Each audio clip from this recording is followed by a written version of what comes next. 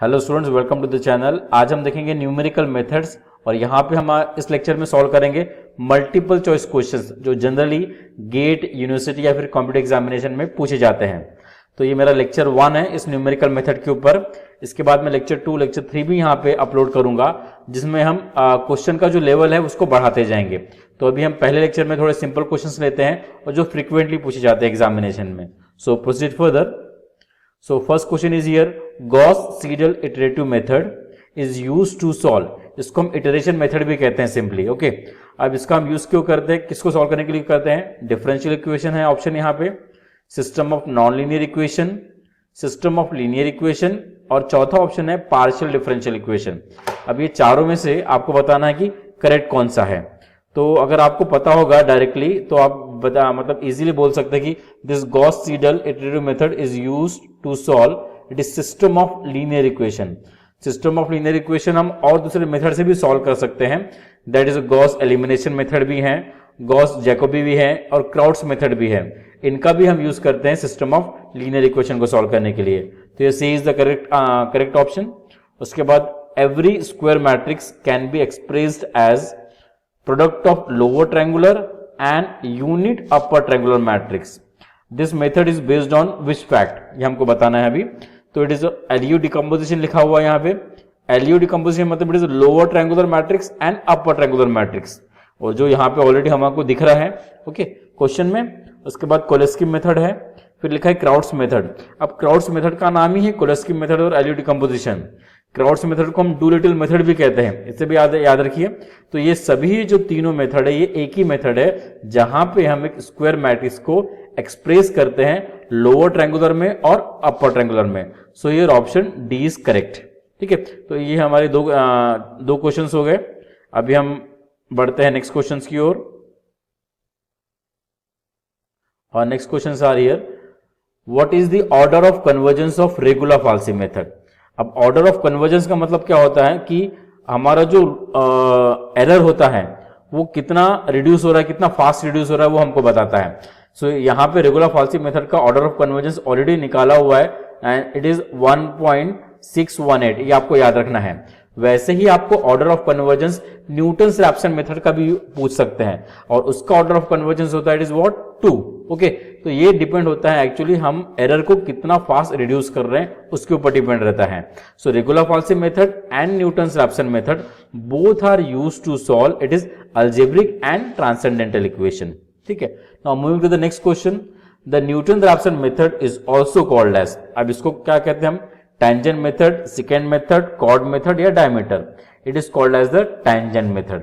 अब ये tangent method क्यों हम बोलते हैं इसको? इसका जो फॉर्मूला है अगर हम ग्राफिकली प्रेजेंट करते हैं, ओके रिप्रेजेंट करते हैं, तो उसमें जो ग्राफ आता है तो हम हर एक पॉइंट पे जो एरर रिड्यूस करते हैं वो tangent लेके फिर हम उसको रिड्यूस करते जाते हैं, इसलिए इसे हम कहते हैं it is what tangent method। उसके बाद नेक्स्ट क्वेश्चन है हमारा, Runge Kutta method of second order is the Euler's method, Taylor's method या यूलर्स मॉडिफाइड मेथड या फिर नन ऑफ दिस पूछा हुआ है।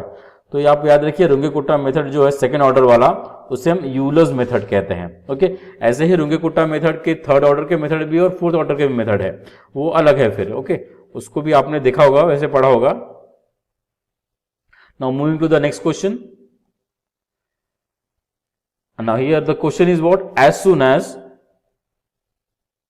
a new value of a variable is found by iteration, it is used immediately in the following equations. This method is called as Gauss-Jordan method, Gauss-Seidel, Jacobi method या फिर relaxation method। इन चारों में से आपको बताना है कि कौन सा आंसर करेक्ट है। अब देखिए यहाँ पे दो ऑप्शन आप थोड़ा कंफ्यूज हो सकते हैं ये दो ऑप्शन में, गॉस-जॉर्डन और गॉस-सीडल मेथड में।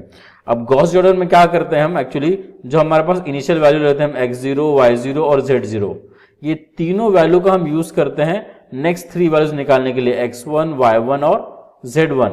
वैसे फिर x1, y1, z1 का हम यूज करेंगे नेक्स्ट इटरेशन के लिए, दैट इज x2, y2 और z2। और ये हम इटरेशन परफॉर्म करते जाते हैं जब तक दो कॉन्जिक्यूटिव वैल्यू x की, दो कॉन्जिक्यूटिव वैल्यू y की और दो कॉन्जिक्यूटिव वैल्यू z की इक्वल नहीं आती है।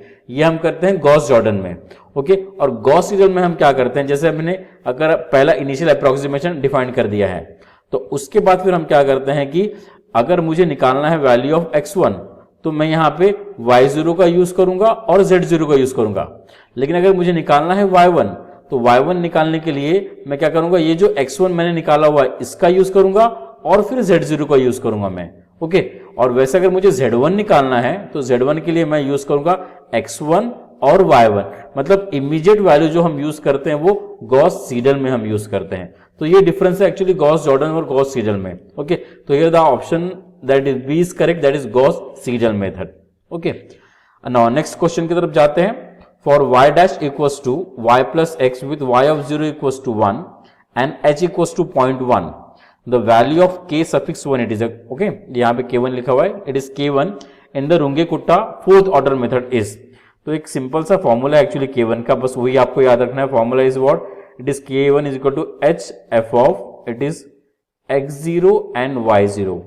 अब f ऑफ x0 y0 ये आपका f ऑफ xy ये हो गया RHS पार्ट। ओके, ये y डैश है मतलब dy बाई dx है, RHS पार्ट आपका f ऑफ xy हो गया। अब आपको x0 y0 निकालना है। अब यहां से आपके x0 y0 निकलते हैं, x0 हो जाएगा 0 और y0 is what, it is 1। ये y का वैल्यू यहाँ पे 1 और x0 मतलब ये x का वैल्यू 0। तो यहाँ पे पुट अप कर देंगे आप, इट इज वेरी सिंपल। आपको h दिया हुआ इट इज व्हाट 0.1 और उसके बाद फंक्शन है आपका y प्लस एक्स। तो y प्लस एक्स मतलब it is we are having 1 plus 0। Okay, तो आंसर आ गया it is what 0.1। It is very simple question. देखिए कुछ भी ज्यादा एफर्ट्स करने की हमको जरूरत नहीं पड़ी यहाँ पे। Now moving to that is next slide.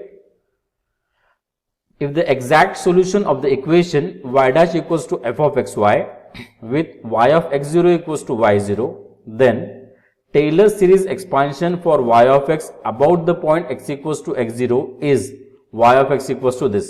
Okay? अब आपको सिर्फ टेलर सीरीज का फॉर्मूला क्या होता है वो याद होना चाहिए, वही यहाँ पे पूछा हुआ है। तो टेलर सीरीज का फॉर्मूला क्या होता है बताइए मुझे, अगर किसको याद होगा तो।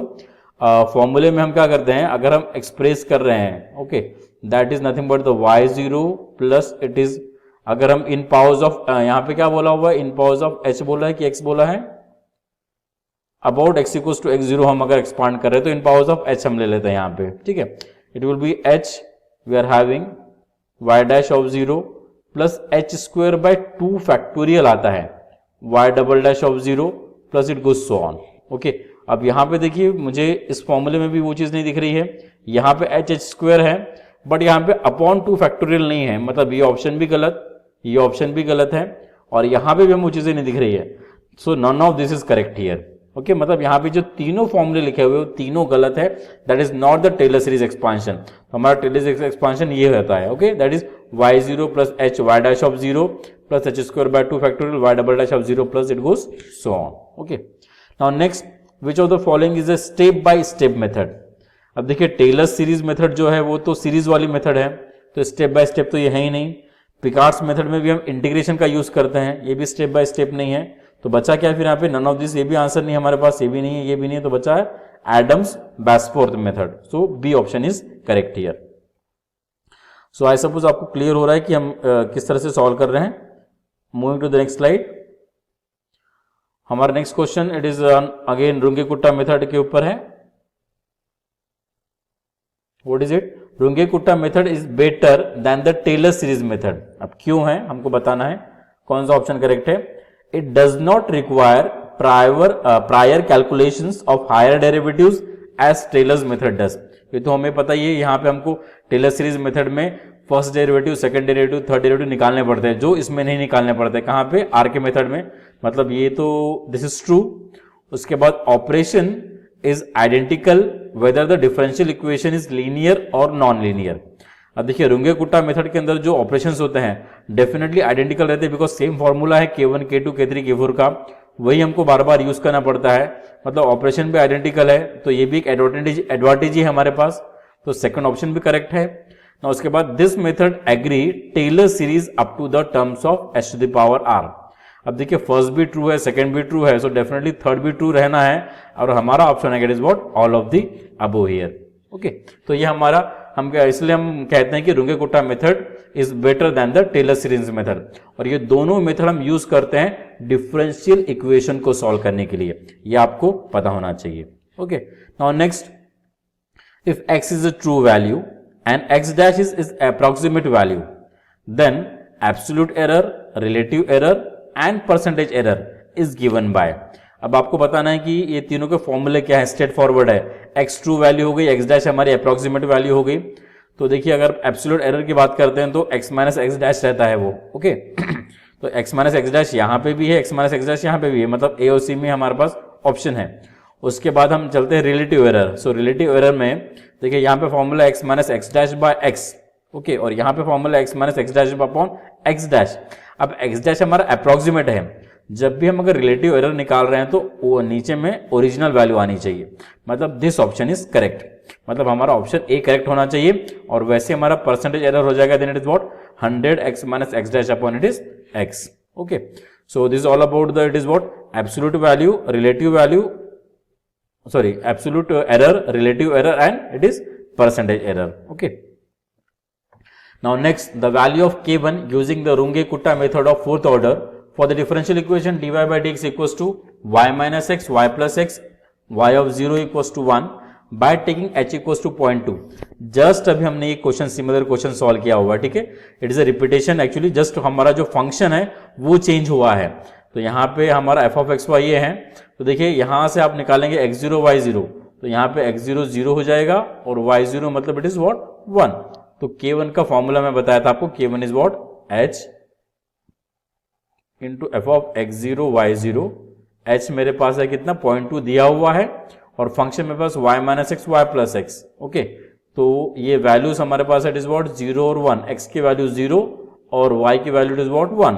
तो इसको हम लिख देंगे it is what 1 minus 0, 1 plus 0 ये फंक्शन हो गया। तो answer is what 0.2, it is very simple. तो option A is correct here. अब ये भी जो नेक्स्ट क्वेश्चन है ये पूरा फॉर्मूला बेस दिख रहा है यहाँ पे।